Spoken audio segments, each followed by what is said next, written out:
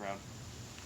And when that bullet hit the ground, the bullet you dropped at the exact same moment, and you have to time it from when the bullet leaves the barrel, because that's when the barrel stops acting against it. You drop a bullet the second it leaves the barrel, whatever amount of time it takes, the perfect, not sighted in for a 6-second flight, because that means you're pointed it up. It's like when you have to raise the little sight to get the shot to go farther.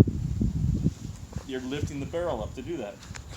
Well, wait. If you wanted to shoot something exactly in front of the gun 10 feet away, there's no setting on your sight that would make that happen. You would have to aim down, because your gun is always aimed up a little bit. Wait, what was the formula of 33 feet per second per second. 33 feet per second per until second. It reaches terminal velocity. Until it reaches terminal velocity. So when do you calculate into the wind resistance, though? Or are we just discarding? Wind resistance would just serve to slow the bullet down and lessen how far it travels during that drop. Not how it wouldn't slow the drop down. It's not like a ball with a backspin on it that's causing some kind of lift. Gotcha. Like if you could shoot out a bullet with a sideways spin, what you're saying would be 100% true. Like on the Tippmann 98 barrels, the backspin barrels, the bullets would rise for a second, the paintballs would actually come up, and you would actually see that trajectory go up. But I mean, the trajectory, I mean, like the ammo would be completely different from a, say a bullet. Like oh, that's sure. No, this is a hypothetical. Than a paintball. That was a hypothetical. But, like, for example, with paintballs, when you put a backspin on them, they rise for it. With a golf ball, if you hit it with a backspin, right. It has a much flatter trajectory until the spin dissipates, and then it sort of just drops straight down. Fair enough. But that's because it's rotating backwards, and the backwards part has got the same thing with airplane wing, it creates lift there. Right. But with a bullet spinning this way, the only lift that is created at all is a sideways lift, like you said. What do you call it? The spin drift. Spin drift, which is essentially the bullet creating lift, but only in relation to its rotation against the air. It's not the Magnus effect, which is what makes a paintball float farther or a golf ball float farther. But wouldn't that also depend on the ammo shape as well? Because I mean, for the most part, I mean, like you got your 9mm that have like a flatter head, but then like you have your like, what is it? What does You're talking about like the OGIVE or OGIV? What is it called? An OGIVE, the shape? Yes, tip? the aerodynamics of you the. have Spitzer type rounds. Right. Then you have like wad cutter, semi-wad cutter. Right. Ball rounds. So I mean, wouldn't that also depend on that? Because I mean, that would also affects its drag, so how far it will fly. That's what's called ballistic coefficient. And then ballistic also, coefficient. Also, the tip. That's actually pretty fancy. I would say the tip shape also determines. Well, that's where I was going what with. Action happens when it hits something. That's where I was going with, because I mean, like when you're talking like the what is it, the 6.62mm, like whatever the AK-47s shoot out. 7.62. Okay, yeah. So 7.62. I mean, they definitely have like a sharper edge. That's a Spitzer type round. Yeah. That's a Spitzer type round. Comes to a point. Your traditional rifle round is a Spitzer type. Right. And that's what I'm assuming most sniper rifles use, that kind of round. That's pretty much. But 50 cal and anything that's not a handgun is essentially going to use that kind of round. Fair enough. There's very few. Some Makarov rounds, like some weird or fucking elephant guns. Yeah. Like 560 Rigby and shit like that. Use those big round. Because they just want as much. Yeah, but I was gonna say like they need to be super round. Just they yeah. Want what's called a higher cross-sectional density versus ballistic coefficient. But they need to be bigger just for the stopping power, right? Correct. It's okay. a momentum issue. More right. mass going faster equals more energy. Right. So those rounds that you've seen them, they're hollow point, and then they break into 1,000 pieces when they hit. Frangible rounds or whatever. The rip rounds, the new rip rounds. Yes. Those are cool because I like how they leave a big one in the middle. Yeah. That's what I'm saying. Like, wouldn't that be more efficient for like elephants or like some big game hunting or something like that? No, because those little pieces would stop in the first inch or two of flesh. Really? Yeah. So you would need. You want a tungsten penetrator for one of those. Yeah, you want like solid lead, like 500 grains of solid lead. Really? Pushed by, 1,000 grains of powder. Shit.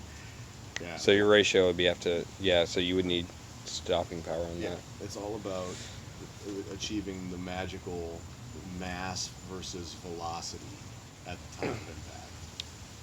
That's how you get your stopping power. The jewels. Kinetic Okay, energy, but- pounds. Jewels of boom. Newtons. Jewels of boom. But don't they have? All right, so they have exploding rounds. Yeah, but they have to be a certain size. Yeah. There's a minimum size that you can have to put the explosive in the fuse into. So I mean, we're not talking America because America has very strict gun laws. But I mean, like if you go to Africa or something like that, are those allowed for something like They're big allowed game here, hunting? and they're just so expensive. Yeah. Just how do you get them? Is the question. The thing is, nobody would want an exploding round for a regular size gun. Right. No, I'm talking like you big would game actually hunting. lose penetration because you're replacing some of the penetration weight with explosive powder or whatever the charge is, which weighs a lot less.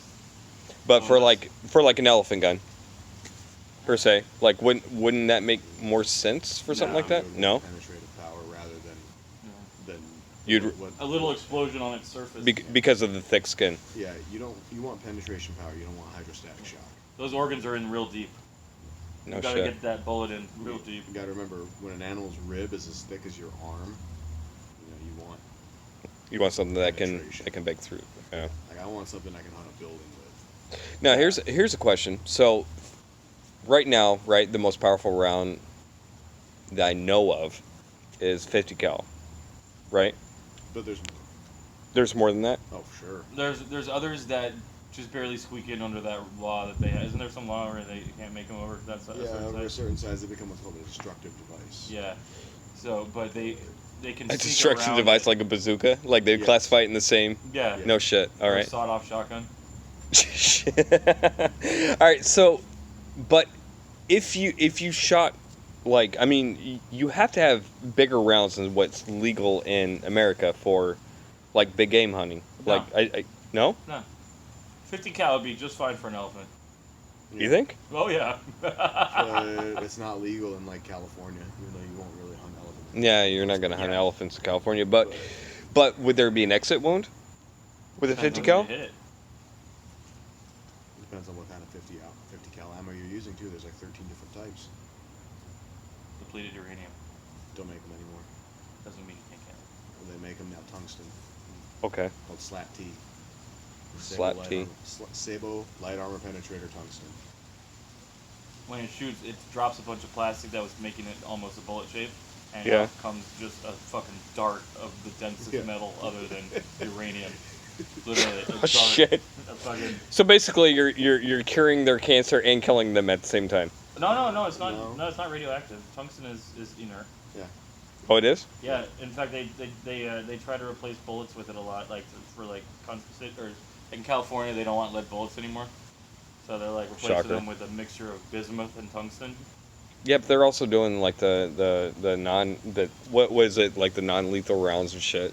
Non-lethal? No, you should call them less lethal. Yeah, There's less lethal. always a chance they fucking kill. Yeah, You hit somebody kill them in with a the neck beanbag in the beanbag. face. Yeah. You hit somebody in the neck with a beanbag, they're probably dead. Yeah, they're probably dead. You get someone in the back with a tear gas launcher, they're pretty fucked up. Yeah, it's coming out at like 400 feet a second. Yeah. You hit somebody with a can of Campbell's soup at 400 feet per second, you're Pretty gonna much. fuck Yeah. your day up. So you know what's crazy is I was talking to a guy that was back in Vietnam today, and he was telling me it's actually the same guy that I was telling you about earlier, but he was saying that like the LSD and all that shit, like that they were shipping overseas. He said that they were like a lot of them didn't take the LSD, they didn't take those experimental drugs that they were giving out because at that point it was experimental, and he said a lot of them like sold them to like the local villages, and some of them came out like multimillionaires Hey, just by selling their government supplied drugs. Mm. That's insane to me. Ugh. Didn't they douse them in Agent Orange? Yes, well, he said that kind of shit is still going on because that's what he was. That's originally what brought up the conversation was the Agent Orange, and all that shit. And you know, he said that he's like, I'm 70 years old. I've never smoked a joint. And I'm like, well, you're probably because he kept saying that he did mercenary work up until he was about 55. But Anyone who tells you that didn't do it. well, no. So he did. 160 SEALs served in Vietnam, and I've met about 1,000. Right. No, what he did was mercenary work, but on the logistics side. he was only on site just to point things in case things went wrong. And Put so the then they pallets told over him. here. Then they told him that basically he was too old for it because his reaction times would be too low. So they told him that he had to go. But long story short, he ended up talking about like how he was part of that whole like Agent Orange shit, and he's like, man, that's some shit that like really came back to really bite the government right in the ass.